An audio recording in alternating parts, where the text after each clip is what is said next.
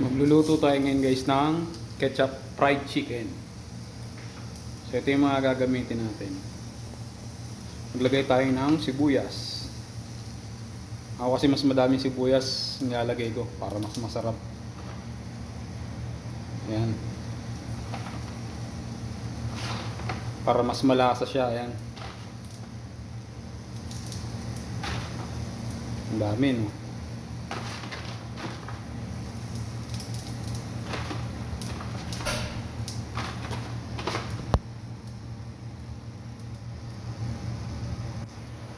Tapos bawang. Tayo ng bawang, paminta, asin. Tapos konting toyo. Yan, okay na yan. Tapos 1 cup ng ketchup. Tapos guys, maglagay tayo ng tubig.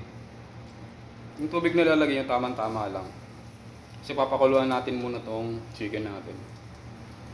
Yan. Tapos ihalo na natin yung ketchup. Tapos yun guys, pakukuluan natin ng 10 minutes each side. Yan. So hintayin natin siya. So ayan na guys, napakuluan na natin. Pakuluan natin 10 minutes each side. So yun guys, pagkatapos natin pakuluan ng 10 minutes each side, air dry natin siya ng 1 hour. Balikan natin siya after 1 hour.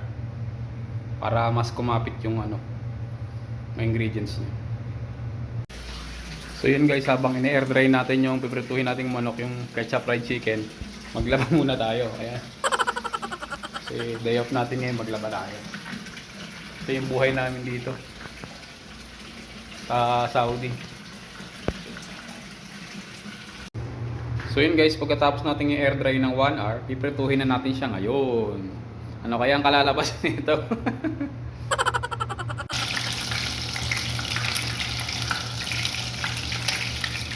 A few moments later. So ayan guys, yung niluto natin ketchup fried chicken, medyo tinusta ko siya ng konti para magmukha siyang parang inasal. Ayan yan. So titikman na natin siya ngayon kung anong lasa. So ayan na yung niluto natin guys.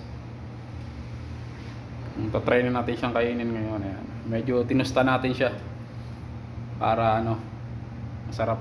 Ayan.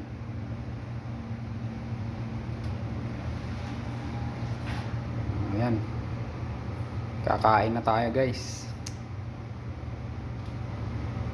Bali 4 na piraso yan. Ayan. Yung kakainin natin ngayon guys. So guys, hanggang dito na lang muna yung video natin. Salamat po sa mga panonood nyo. Thank you.